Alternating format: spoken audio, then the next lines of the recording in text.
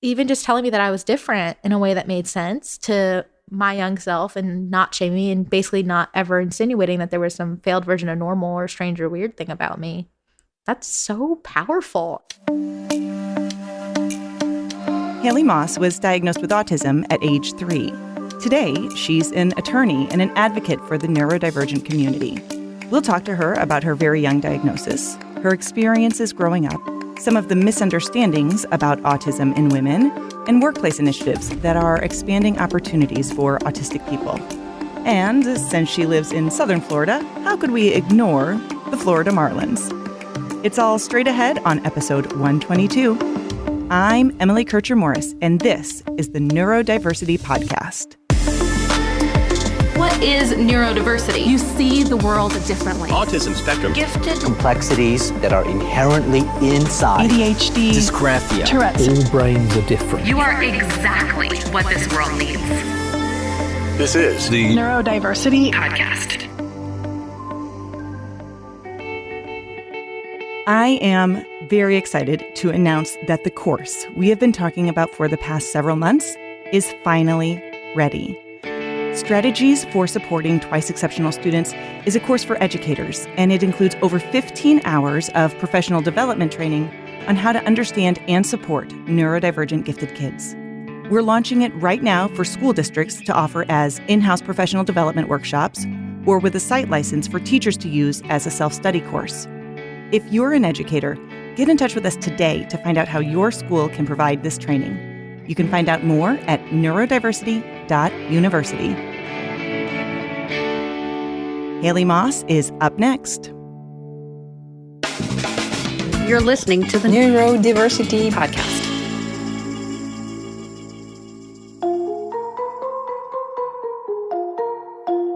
Today, we are speaking to Haley Moss. Haley is a lawyer, neurodiversity expert, and the author of 4 books that guide neurodivergent individuals through professional and personal challenges. So, Haley, thank you so much for taking the time to share your expertise with us today. Thank you for taking the time to speak with me, and it really is a pleasure to get to be here.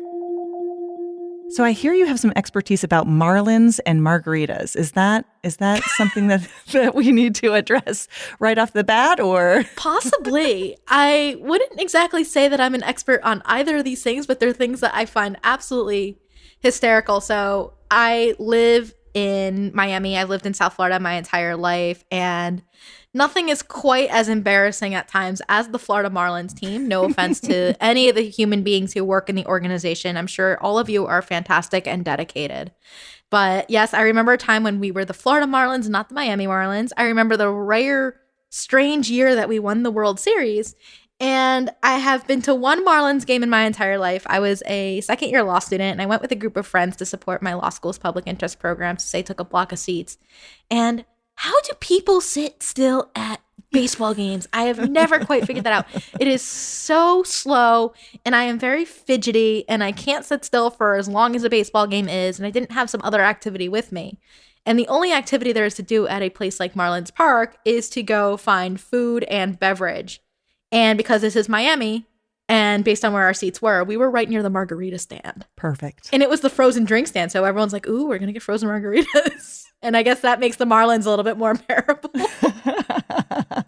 You know, it's funny you mentioned that it's so difficult to sit through a baseball game. Mm-hmm. So I've got 3 kids who are neurodivergent. I always feel like when I go and watch young children playing baseball, you can just scan the field and find there are little neurodivergent little beings out there on the field. You can always find them because they're, playing in the dirt or spinning in circles. And, baseball is not always a sport that's exactly geared for people who struggle with executive function or anything like that. It's a great sport if you have sensory issues, because all you could do is kind of zone out. It's usually pretty quiet. The fans aren't very rowdy. Yeah. And you could just hear the crack of a bat and just look up and go, oh, something must have happened. I think also it would be great, too, if you're really into statistics, like if you like to learn all of the information about all the players and all the, all that sort of stuff. I think that's kind of an area of interest. But that is true. Anyway, It's funny. I personally am partial to football when it comes to the major sports because I just find football fun to watch. Yeah. And especially college football because they might not be good year after year. Yeah, it's always a gamble. You don't know what you're going to get. And if you've gone to a football college, I went to University of Florida for undergrad, then yes, if you go to a football school,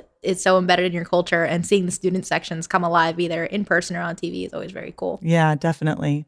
Why don't we go back a little bit? We're talking a little bit about college and law school, but I'm curious, can you tell us a little bit about your experiences growing up and how they influenced you today? Because you are openly autistic and you were diagnosed as a child, correct? Yes, and that was the late 90s, and we all know the 90s were a very different time. Mm-hmm. And I think when we talk about the 90s, we didn't have this collective awareness that the first time my parents heard autism, they legitimately thought it was a auditory or hearing related disorder with that AU auditory. They thought maybe I was deaf or something. They just didn't really have that understanding because we didn't have prominent autistic people everywhere we go.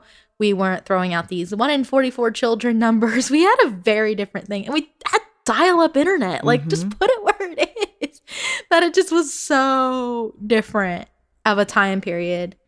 I always usually love to remind people that because they think, well, you were diagnosed as a kid. Now there's so many resources. I'm like, well, there weren't that many resources when I was a kid.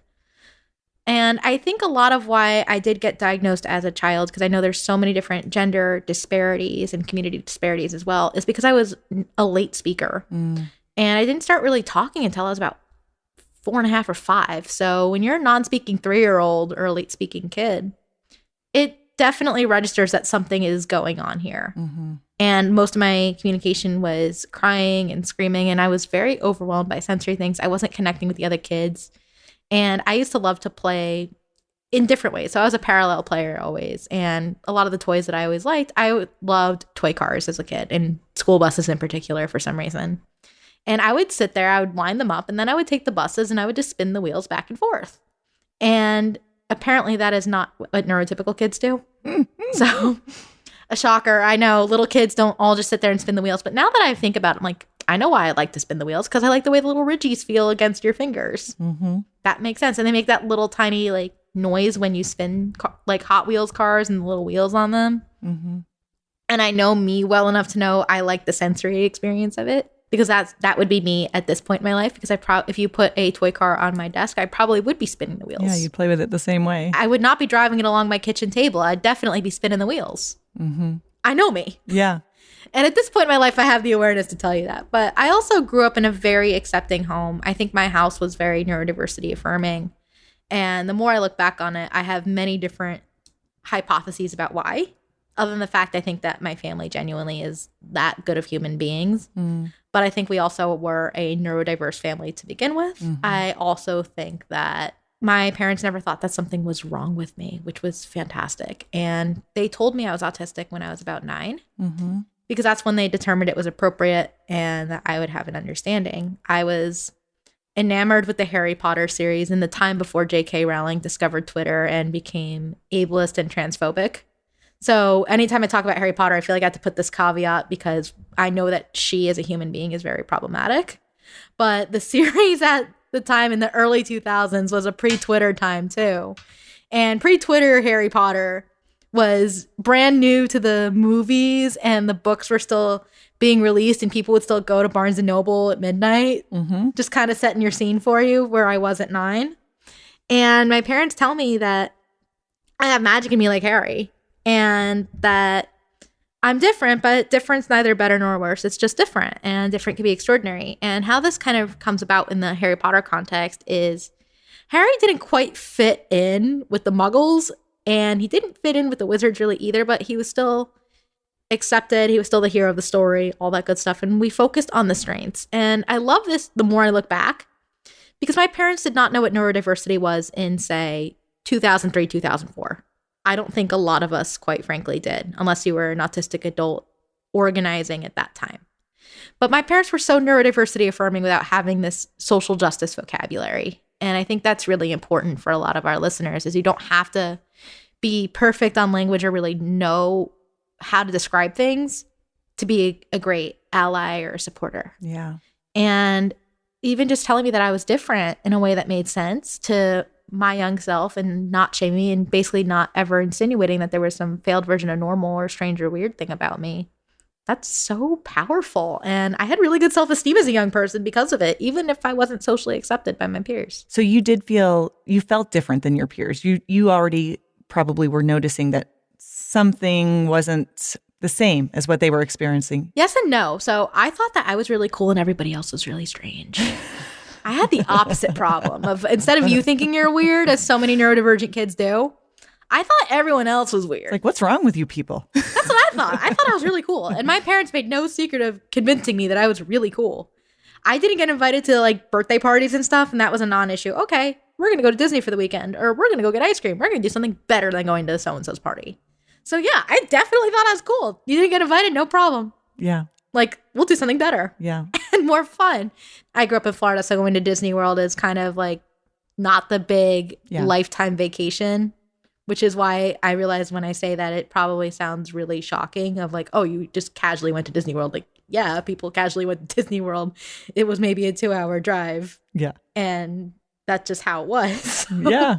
I got to go to Disney World a lot as a kid, which was pretty cool. Yeah, definitely. I was also really shy, but I also was super passionate and kind of just quiet, and I drew a lot of pictures and I played a lot of video games, and I just kind of existed and had fun and tried to make friends. When did you first meet other neurodivergent people your own age? The first time I really got to connect with other autistic people, I was 13. And I got to go to a conference in Orlando because, of course, I wanted to go to Disney. That's the only reason you want to go to a conference in Orlando when you're 13. And I had never talked about autism with my friends or my peers before, really. It was this like thing I talked about with teachers at the beginning of the year. It was a very need to know thing to me as a young teenager. And I got invited to speak out on a panel at this conference. And at the conference, usually the stories that I tell are about how someone actually asked me that I knew I was autistic. But the better story is it's the first time that I met other autistic young people. And I remember meeting autistic college students. I know they're not the same age that I was at 13, but these autistic college students took me in and treated me like one of them. And it was the first time I felt really around autistic people and felt visible. And one night I remember they invited me to go swimming in the pool with them at the hotel. And I just remember thinking one of these humans was the coolest thing, since they were a college student and they were in college and they had their service dog with them. And I was like, I want to be like you. Like, people on the spectrum actually do go to college. We actually do stuff, because we weren't being told those stories 15 years ago about autistic college students and about autistic adults the way that we are now. That at the time, the only autistic adults that I could really name were Temple Grandin, Leanne Holiday-Willie, and Donna Williams. Like, that was who I knew of. I only knew of them because I've read their books. Other than that, I don't think I would have had somebody that I could say, oh yeah, of course autistic adults do the thing. Yeah, and that kind of has really given you the opportunity to make so many more connections and do the work that you're doing now. You mentioned a little bit about autistic girls being diagnosed, and that you were diagnosed probably because you were a late talker. So then that was a pretty clear sign. Mm-hmm. The rates of identification for autistic men versus women are disproportionately skewed towards more men being identified. What are some other reasons why autism in girls or women is overlooked? One, the criteria is written with little white boys in mind, so it automatically excludes women, Black and brown people, and people who often are marginalized in more ways than one. That's the first place that I think we need to look when we think of how do we solve these disparities. And the second one is something that usually gets attributed to girls and women, but isn't necessarily exclusive to girls and women. And that's masking and camouflaging autism and autistic traits. It usually gets prescribed to us because it's the thing that seems to make clinicians look the other way or avoid diagnosing us, or perhaps we fly under the radar. But the motivations are just different for girls, women, and other marginalized folks as to why we are masking and camouflaging. So there seems to be this almost belief that these very clever humans are hiding that they're autistic and we just miss the boat because they're so crafty. And the truth is, our criteria does not reflect these traits. It does not recognize that this is something that happens, and not just in girls and women. But I do think that's a huge part of it. And what happens is it's exhausting having to constantly be monitoring like what your body is doing, how you feel, how you're acting, what you're saying. I think there's so much to that. And it leads to burnout. It leads to just low self-esteem, depression, anxiety. And I think that's when a lot of neurodivergent and autistic women have that aha moment of, I need help. And that's when they eventually receive a diagnosis, or that they start self-identifying and self-discovering that, hey, I might be autistic. I think that's a really big thing that happens with these disparities. And I think we also need to focus more on services and having access across all different people. There's a lot of noise, I think, that happens in the autistic and autism communities, but fixing the noise would really be focusing on ending these disparities, I think, for sure, of having accessible services regardless of gender, of race, of income, of background. That would be a wonderful thing to see. Yeah. It is so difficult for anyone, especially adults who are realizing perhaps that they have some of those characteristics, to find that diagnosis. And there's the conversation that is always ongoing about self-diagnosis and recognizing those traits for oneself. And I'm a clinical mental health counselor specifically, but I don't do those types of assessments. And it's so interesting to kind of be straddling both of those worlds within the neurodiversity movement, but then also in the clinical mental health field, where there's kind of those different perspectives about self-diagnosis. What are your thoughts about self-diagnosis in general and how it influences people and the movement in general? I do not have an issue with self-diagnosis. I don't know if that's the most popular opinion. I frankly don't care. I think there's so many barriers to access to traditional diagnosis or formal diagnosis that need to be fixed, and we should be focused on that rather than, there's a whole bunch of self-diagnosed people out there. That's the bigger issue, is getting assessed for autism can be expensive.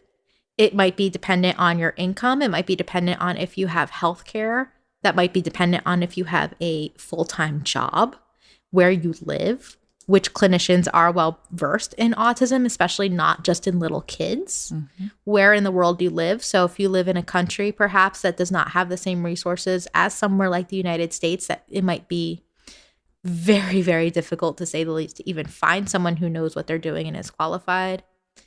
Or you might not have a supportive family. There's so many reasons that I think we need to be unpacking as to, that person's self-diagnosed. Yeah. I think we need to think about, why does this happen first and foremost, which does lead me to, I think self-diagnosis is extremely valid. And I think it's a very powerful tool for a lot of people to discover something about themselves, especially if they knew that they seemed different but didn't really know why. I think it's a great tool.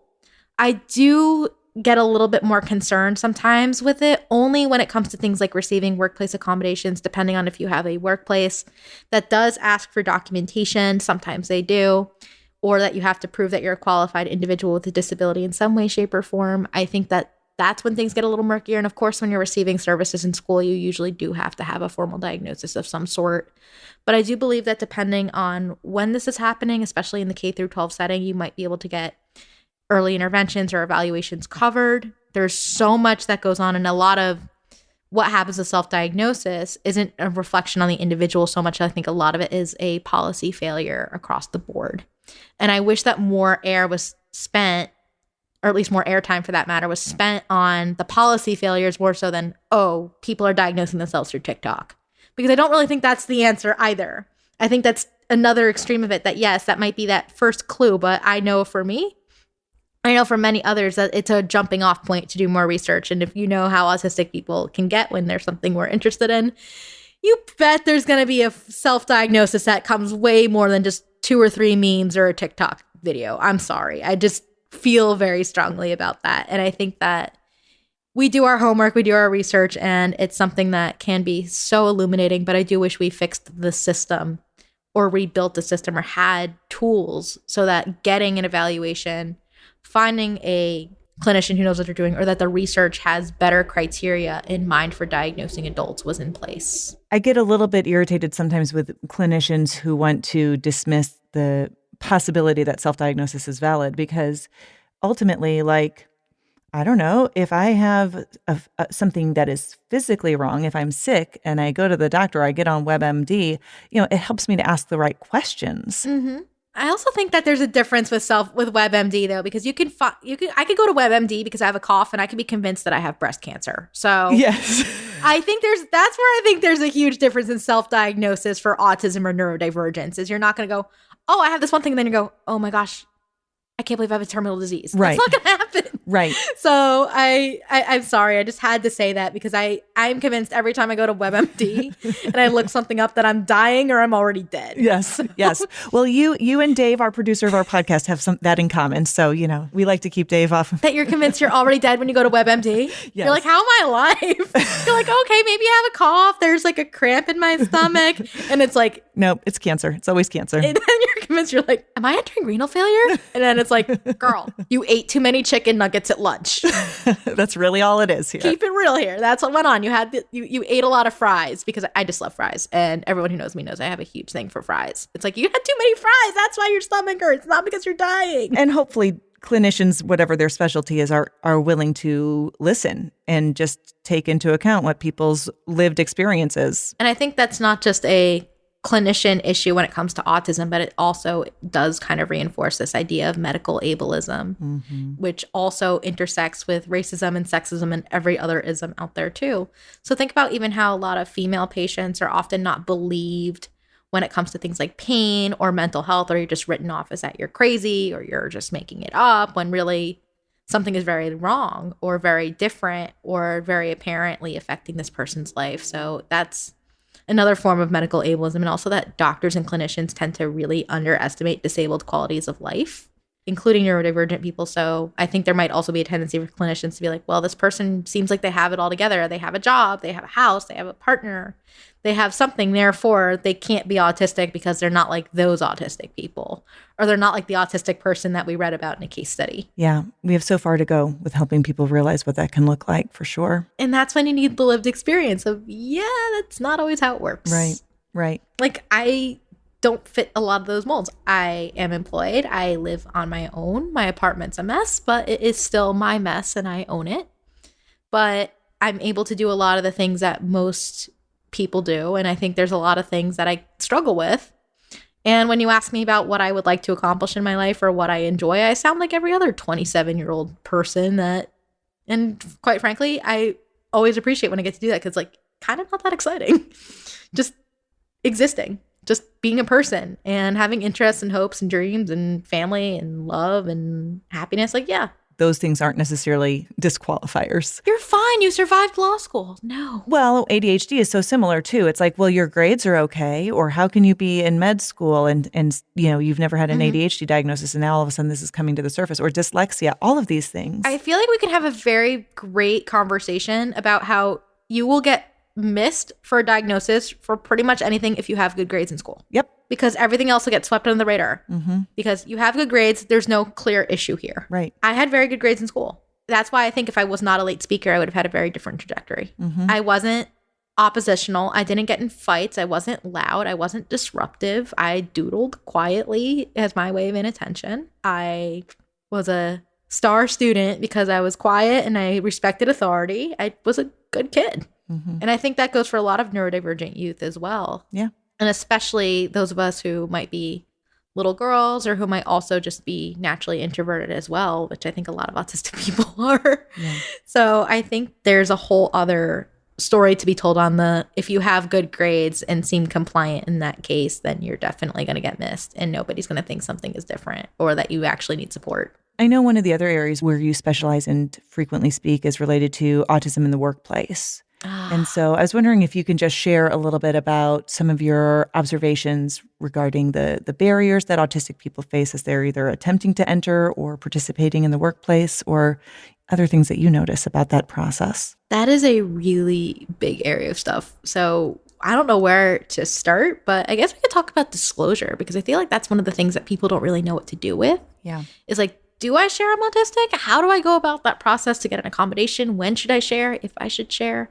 And of course, there's the legal answer that is you don't have to disclose unless you actually need an accommodation, because then you actually get that nice little thing of protection called the Americans with Disabilities Act, which is super helpful for so many of us. And other people, I think that disclosure invites all sorts of different cultural implications too, that you might have to deal with how people react or how much self-advocacy you feel like engaging in.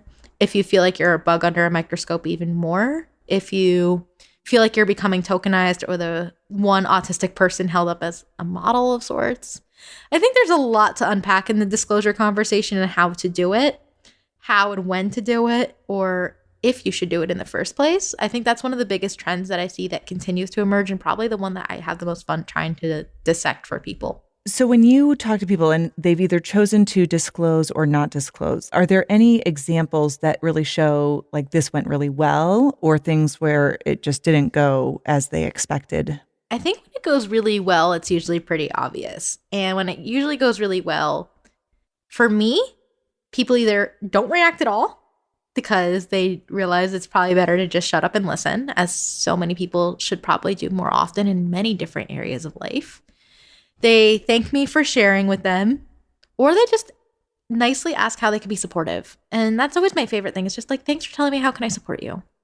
Because maybe I need different support in different areas of my life, and especially at work. So there's things depending on the environment that I'm in, or just who I'm around, that might lend itself to having that support conversation a little bit deeper. And I think that also goes with friends and family and other people as well, is when people just say, how can I be supportive, or thanks for letting me know. That usually is nice. I have had people in workplace situations who will use it as a springboard to ask me advice about their own family members, which feels really uncomfortable if we don't have that relationship. It also can be used as a, oh, I'm so sorry. Like, no, I'm not sorry for me at all. I don't want your pity. I'm telling you this for a very specific purpose. I'm disclosing because I don't want to miss something. I want to be proactive. I need help. There's so many different reasons I might have shared this. And I'm so sorry. And looking for your sympathy or pity is not that reason. So if someone does disclose to you, try to think for a moment and reflect on, why are they sharing this information? Is it so I understand them better? Is it so I can be helpful? Is it so I can do something different that maybe I didn't think about? Why is this happening? And then base your response from there, because there's always a motivation behind these disclosures. Are there any initiatives or things that you see on the horizon that are taking place in the workplace to support neurodivergent learners that maybe are pretty cutting edge, or that make you excited about possibilities? There's a lot of neurodivergent hiring programs. The thing I'm really excited about is when we completely redo and kind of reform recruiting as a whole. I would love to see more transparency for everybody. I don't know if anyone's really taking that initiative right now. I'm sure there are, but it's not always as apparent. Like, I love when we're transparent about what is expected, what the interview or application process looks like. Ultranauts has done a very good job at this, actually. And it's stuff that I wish more places did. Like, we will get back to you in X amount of time. This is what's expected. This is what's going to happen. And this is also what we pay. That when everything is really well communicated, it benefits everybody, not just neurodivergent learners or applicants. And how many of us have sent something into the void, either on LinkedIn or a job application portal, and never heard back and wondered why, or didn't know where to follow up or what to do? And when does it hit that like socially acceptable point of, I can follow up? I also would love to see the workplace really deconstruct what exactly professionalism is, because I feel like professionalism is a very sometimes antiquated and confusing concept that polices and monitors certain types of bodies, minds, and humans. So I come from legal, which, as we all know, is a pretty conservative profession. And a lot of professionalism, at least to us, is how you dress and don't be a jerk. And don't be a jerk professionalism and civility is the thing that makes the most sense to me. Like, yeah, don't be a jerk. Yeah. Essentially, be nice to people, treat them with respect. I can get behind that as professionalism. But I also don't understand some of the very antiquated rules about how we dress, for instance. Like, I understand having to show respect to the judge and in court, but I don't understand that, for instance, some judges, at least when I was in practice, would make a really big stink of over a female attorney was wearing a skirt suit or a pantsuit, that it was preferable you would wear a skirt. And I never quite understood why. Mostly because I think pencil skirts are kind of uncomfortable. And apparently that wasn't professional if you didn't wear a pencil skirt. And I just never understood that.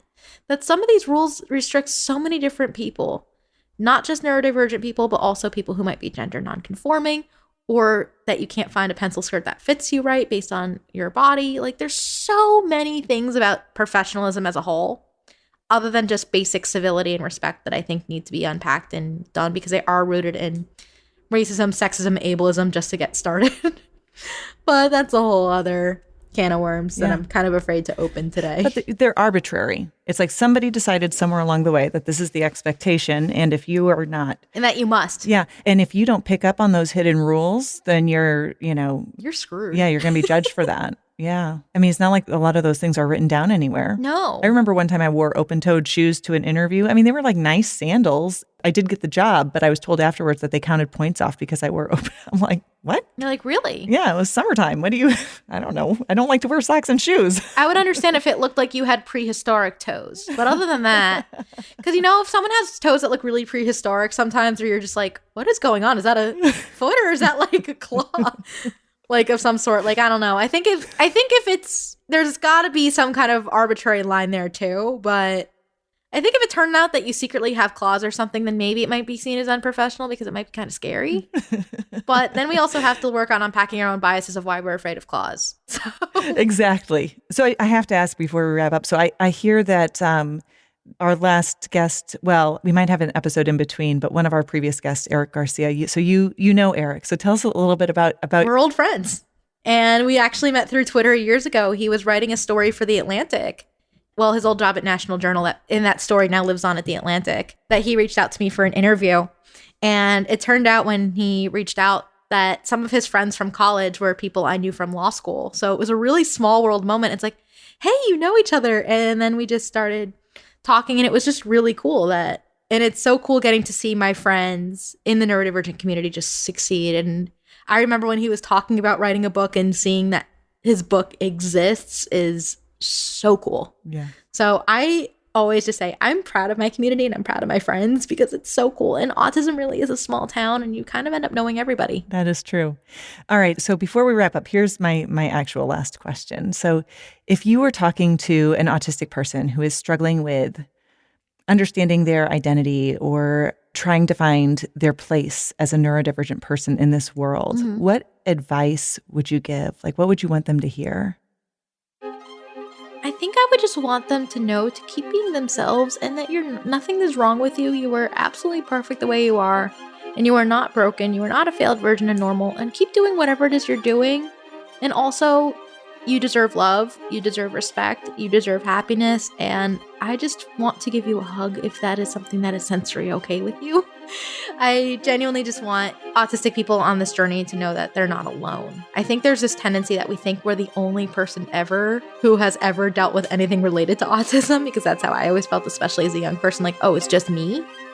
And you're not alone. I want you to know that too, that you are not alone. You are loved. You are respected.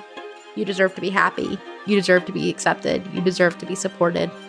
And I'm rooting for you. Haley, thank you so much for your time today. The next time I'm in Miami, I will expect you to take me to the Marlins game. Let's do it. But until then. I will mentally prepare a margarita for you. Thanks so much. Thank you. We could chart the amount of information we've learned about autism and neurodiversity on one of those charts that shows exponential growth. In the last decade, our understanding has just skyrocketed. The opportunities that this provides for us to support autistic people from all backgrounds that have been traditionally underrepresented is empowering. For all of the advocates out there, and that includes you, keep doing what you're doing because we are making progress. I'm Emily Kircher-Morris. I'll see you next time on the Neurodiversity Podcast.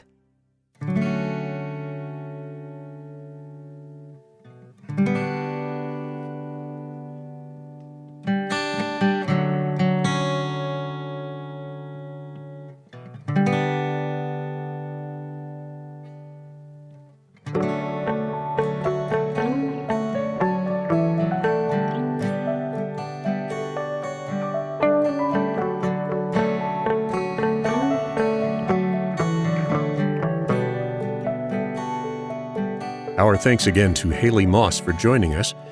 Don't forget that our new course for educators called Strategies for Supporting Twice Exceptional Students is out and ready for you. There is a link in the show notes. If you're an educator, gifted or SPED coordinator, or school administrator, this is a great path toward better understanding and meeting the needs of twice exceptional kids. Emily Kircher-Morris is our host. I'm the executive producer and post-production editor, Dave Morris. Thank you for listening, and we'll see you next time.